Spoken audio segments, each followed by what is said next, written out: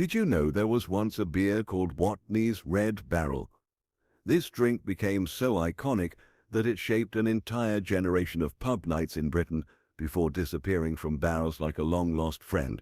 In this video, I'll take you through 5 classic beers from the UK, along with a few special mentions that were not only cult favorites back in the day, but are now considered rare finds, showing us how our changing tastes, closed breweries, and lost traditions shaped drinking culture. If you remember enjoying these at your local pub after a long week or sharing one with friends during a big game, then make sure to hit the like button, subscribe, and join me on this journey back in time. There was a time when you couldn't step into a pub without spotting a bright red pump pouring Watney's Red Barrel. Brewed by Watney, Combe and Reed in London, this beer became the symbol of British keg culture in the 1960s and 70s. It wasn't just a drink, it was a sign that beer had gone modern. First launched in the 1930s, Red Barrel really rose in popularity after World War II, becoming one of the first British beers to be pasteurized and kegged so it could travel further and stay fresh longer. That meant it could be served in working men's clubs, canteens, and seaside resorts without the need for complex cellar work. And in doing so, it became a true national brand, at a time when very few beers achieved that. As for the taste, opinions differ, but it was malty, slightly sweet, with a smooth and almost flat mouthfeel. Built for consistency rather than boldness, it was mild, unchallenging, and easy to drink, whether it was for a worker relaxing after a long shift or for couples spending an evening at a dance hall. Its Red Barrel logo was instantly recognizable, and its cheeky adverts made it all the more memorable. So whether you were in Manchester or Margate, chances are your dad, your uncle, or even you had a pint of it in hand. It reflected Britain's new industrial identity, sleek, uniform, and dependable. But in time, the very qualities that made it successful became the reasons for its downfall. Traditionalists began pushing back against keg beer, and in 1971, CAMRA, the Campaign for Real Ale, was formed to fight against drinks like it, as people started craving character and craftsmanship instead of convenience. By the late 70s, Red Barrel was being phased out and replaced with Watney Special, a reformulated version that tried to win back drinkers but never truly succeeded, eventually vanishing from pubs altogether and living on only in memory. Still, for many, the sight of that Red Barrel sparks nostalgia for smoky pubs, vinyl booths, laughter with friends under harsh fluorescent lights. It was never the fanciest pint, but it was steady, familiar, and a piece of the past you could hold in your hand. A double diamond works wonders. If you were watching television in the 60s or 70s, chances are you heard that jingle more than once. Brewed in Burton-upon-Trent by Allsops, later renamed Int Coupe, Double Diamond Burton Pale Ale became one of the UK's best-selling beers. First introduced in the late 19th century, it gained real momentum in keg form by the 1950s. With its light amber color, low bitterness, and gentle carbonation, it was easy on the palate. Though labeled a pale ale, its smooth, sweet, and slightly buttery taste placed it somewhere in between styles, making it widely appealing to both pubgoers and banquet diners. Double Diamond carved out a reputation with the urban professional crowd, but was just as common in working men's clubs and suburban lounges. It was the pint of the aspirational everyman, the man who finished his shift, put on a clean shirt, and fancied a night out. You didn't knock back a Double Diamond, you sipped it with pride. Advertising played a huge role in its success, with bold, catchy campaigns that made the beer feel modern and even cosmopolitan, the kind of pint you could picture being poured in pubs across the UK from Liverpool to London. And yet, despite the branding power, its true charm lay in its everyday accessibility.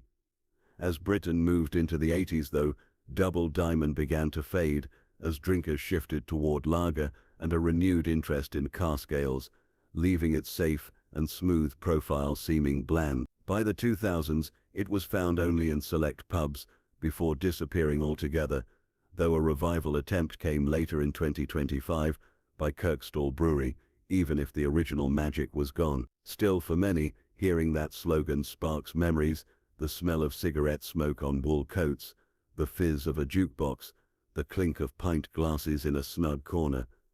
Double Diamond didn't just work wonders, it worked its way into the soul of a generation. If you grew up in Sussex or Surrey, chances are you've heard the name King and Barnes, and if you ever had the pleasure of sipping their old ale, you'll remember it wasn't just a beer, it was like a warm, rich hug from home. Brewed in Horsham, this ale was full-bodied and dark, with a loyal following, showing off a deep chestnut color with hints of treacle, toasted malt, and a gentle roasted bitterness.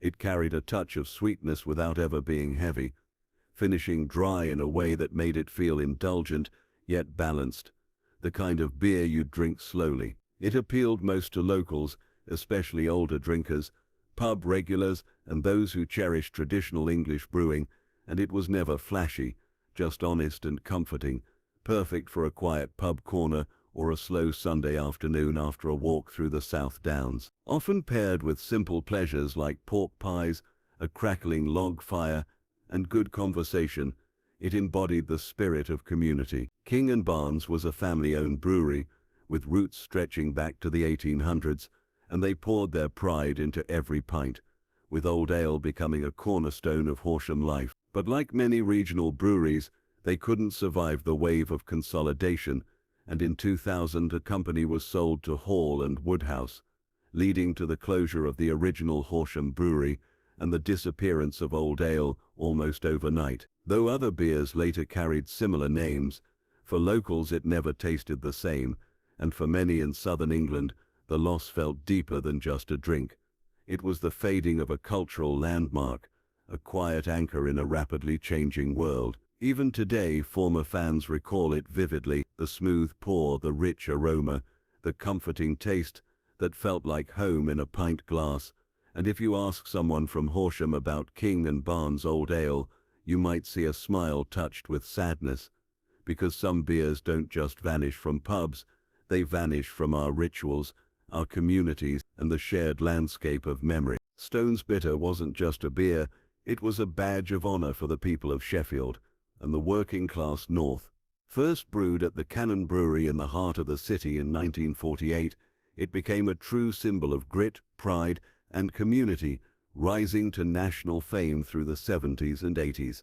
This was the pint of miners, metal workers, and everyday blokes who had earned their drink, golden in color, clean and slightly dry with a gentle malty backbone and a soft hop finish.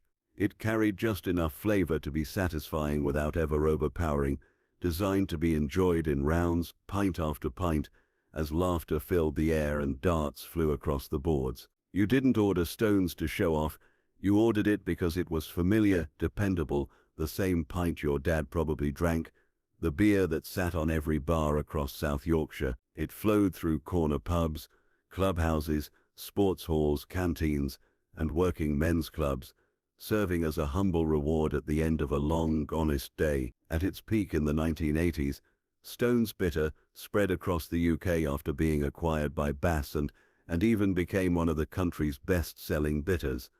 But with success came change, and the more it grew, the further it drifted from its roots. Production moved, ownership shifted, and locals quickly noticed the taste wasn't the same.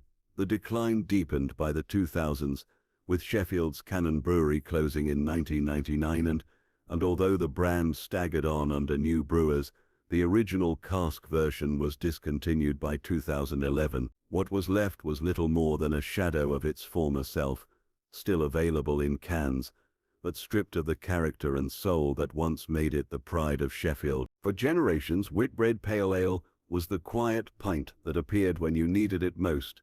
Never flashy or heavy, but always dependable, a steady part of daily life for countless working-class families across Britain. Brewed by Whitbread, one of the country's biggest names in beer, it became a staple in both pubs and homes from the mid-20th century through the 1980s. With its light golden color, crisp and mildly malty flavor, and just a touch of bitterness, it was what we might call a session beer today, easy to drink, subtle and refreshing. It was the pint you shared with your dad on a Saturday afternoon while fixing the garden shed, the drink that showed up in those light and bitter mixes ordered by uncles and neighbors at the pub, and it had a huge presence in bottles too, filling shop shelves, tucked into kitchen cupboards, and poured at weddings and family gatherings. For many, Whitbread Pale Ale wasn't a special occasion beer. It was routine, part of the everyday rhythm, a cold bottle after mowing the lawn, a quiet pint at the corner pub, or a clink of glasses over lunch at the factory canteen. But like many classics, its very simplicity eventually worked against it, and as the 1980s rolled on, drinking culture began to change, with people looking either for stronger, bolder flavors or moving toward flashy lagers. Bottled pale ales began to feel old-fashioned, and Whitbread itself was swept up in the wave of industry consolidation, leading to the quiet discontinuation of its pale ale, which slipped away without ceremony. Yet for those who remember it, the beer is recalled with deep fondness, part of the background music of life, never the headline act but cherished all the more because of it. Whitbread Pale Ale was like a quiet friend you could always rely on, and its absence today feels like a reminder of how much simpler, slower times have drifted away. While they didn't get the full spotlight today, these lost legends still deserve to be remembered. Courage Imperial Russian Stout, once brewed for the Tsars, had vanished by the 1990s. Charrington Toby Ale, famous for its classic Toby jug label, was once a true London icon. Younger's Number 3, a strong Scottish ale, was bold in character but quietly retired. And Whitbread Light Ale, a lunchtime favourite, often paired with a bitter in pubs, was another everyday staple that faded into history.